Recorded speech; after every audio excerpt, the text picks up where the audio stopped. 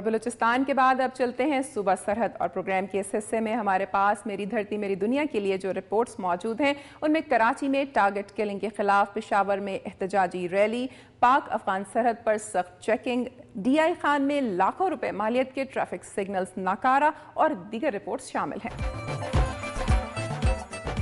سردی سے بچنے کے لیے جہاں لوگ گرم ملبوسات کا استعمال شروع کر دیتے ہیں، وہاں پر گرم شال اور چادروں کی مانگ میں بھی نمایاں اضافہ ہو جاتا ہے۔ سوات کے علاقے اسلام پور میں ہاتھوں اور کڑی کی مدد سے تیار کی جانے والی شالز اور چادریں پورے پاکستان میں مشہور ہے، جبکہ اس صنعت سے ہزاروں افراد کی روٹی روزی بھی وابستہ ہے۔ سوات میں بننے والی یہ چادریں اعلیٰ معیار کی مٹیریل سے تیار ہوتی ہے اور پھر ملک کے مختلف علاقوں میں فروخت کے لیے بھیجی جاتی ہے۔ ان شالز اور چادروں کی قیمت 1000 سے لے کے 15000 تک ہوتی ہے۔ سوات میں گزشتہ 3 سالہ شورش کے باعث اس صنعت سے وابستہ افراد کو کافی نقصان اٹھانا پڑا۔ سوات کی بنی ہوئی یہ چادریں نہ صرف اپنے منفرد خصوصیات کی وجہ سے پورے پاکستان میں مشہور ہے، بلکہ آئے روز اس کی مانگ میں اضافہ بھی ہو رہا ہے۔ ضرورت اس امر کی ہے کہ حکومت اس صنعت کے فروغ کے لیے مزید اقدامات اٹھائے۔ کیمرہ مین فضل ربی کے ساتھ سید انور شاہ، دنیا نیوز، سوات۔ میں اس وقت موجود ہوں پاک افغان سرحد ترخم میں، جہاں حکام نے سیکیورٹی خطرے کے پیش نظر سرحد پر داخلی کے لیے ویزا لازمی قرار دے دیا۔ پاک افغان سرحد ترخم، جس کا گیٹ نہ ہونے سے صرف زنجیر ہی دونوں ممالک پاکستان اور افغانستان کے مابین سرحدات کا تعین کرتی ہے، اس سرحد پر پاکستانی حکام نے کچھ عرصہ سے افغان باشندوں کی داخلی کے لیے ویزا اور پاسپورٹ کی چھوٹ دے رکھی تھی، لیکن ملک میں دہشت گردی کے پے در پے حملوں اور ان کے پیچھے بیرونی عناصر کے ملوث ہونے پر سیکیورٹی حکام نے جہاں پاک افغان بارڈر ترخم پر چیکنگ کا سلسلہ سخت کر دیا ہے، تو وہاں پر ویزا اور پاسپورٹ کو بھی پاکستان میں داخلی کے لیے لازمی قرار دے دیا ہے۔ بارڈر سیکیورٹی حکام نے بتایا کہ آنے والے دنوں میں سرحد پر سیکیورٹی مزید سخت کر دی جائے گی اور چیکنگ کو مؤثر بنانے کے لیے بارڈر پر بائیو میٹرک سسٹم بھی نصب کیا جائے گا، جس سے قبائلی علاقوں میں دہشت گردی میں ملوث بیرونی عناصر کے خاتمے میں مدد ملے گی۔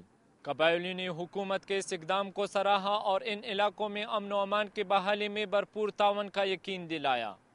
ماسٹر علی شنواری، دنیا نیوز، خیبر ایجنسی۔ میں اس وقت موجود ہوں پشاور صدر میں، جہاں پر پختون اسمبلی نے کراچی میں ٹارگٹ کلنگ کے خلاف احتجاجی ریلی نکالی۔ پختون اسٹوڈنٹ فیڈریشن کے کارکن مرکزی صدر بشیر خان شرپا اور صوبائی رہنما ارباب طاہر کی قیادت میں اسٹیڈیم چوک پشاور میں جمع ہوئے، جہاں سے انہوں نے پشاور صدر کے راستے کین اسٹیشن تک ریلی نکالی۔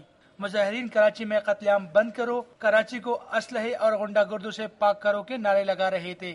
مقررین نے خطاب کرتے ہوئے الزام لگایا کہ ایک فاسسٹ جماعت کے کارکنان کراچی پر قبضے کے لیے پختونوں کا قتل عام کر رہے ہیں۔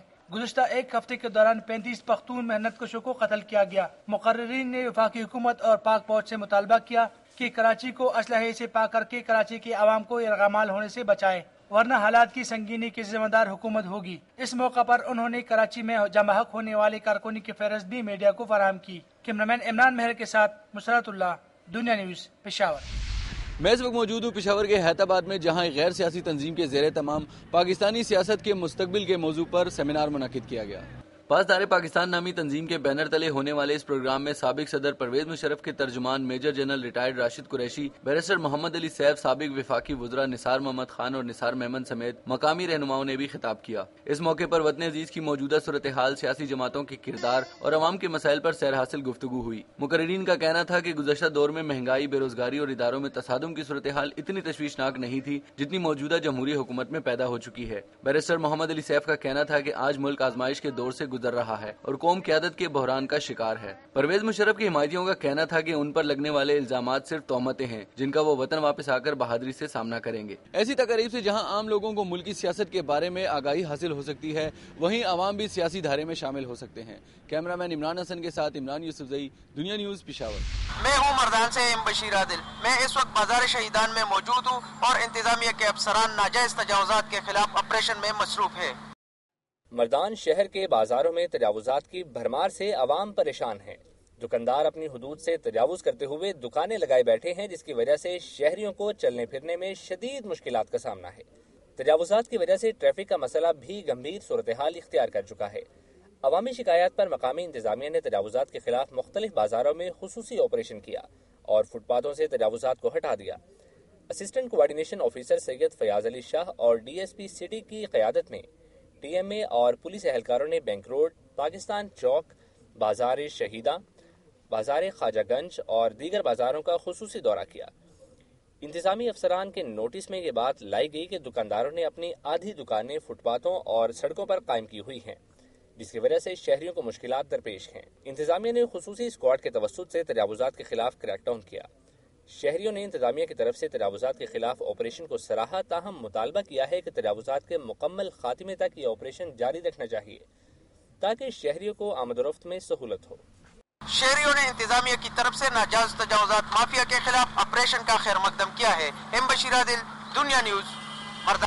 میں اس وقت ڈیرہ اسماعیل خان میں توپا والا چوک پر موجود ہوں۔ ڈیرہ اسماعیل خان میں ٹریفک کا مسئلہ سنگین صورت اختیار کرتا جا رہا ہے۔ شہر کی اہم چوکوں اور چوراہوں پر اکثر ٹریفک کا نظام درم برم نظر آتا ہے۔ ٹریفک کے نظام کو کنٹرول اور بہتر بنانے کے لیے سرکلر روڈ پر ٹریفک رش والے مقامات پر 4 سال قبل لاکھوں روپے لگا کر ٹریفک سگنل لگائے گئے جو آج تک چالو نہ ہو سکے۔ سرکلر روڈ پر روزانہ اہم سیاسی شخصیات سمیت انتظامی افسران کا گزر ہوتا ہے، لیکن آج بھی یہ ٹریفک سگنل صرف شو پیس بنے نظر آتے ہیں۔ اگر ان ٹریفک سگنل کو چالو کر دیا جاتا تو ٹریفک کا نظام نہ صرف کنٹرول ہوتا بلکہ عوام کو شدید مشکلات کا سامنا نہ اٹھانا پڑتا۔ کہ موجودہ صورتحال میں اسکول کے بچوں کا اور خواتین کا سڑک کراس کرنا کسی خطرے سے خالی نہیں ہے۔ آئے روز حادثات ایک معمول بن چکے ہیں، لیکن انتظامی افسران سمیت سیاسی شخصیات نے بھی آنکھیں بند کر رکھی ہیں۔ ان بند ٹریفک سگنل کو چالو کرنے کی ذمہ داری کوئی بھی قبول کرنے کو تیار نہیں ہے۔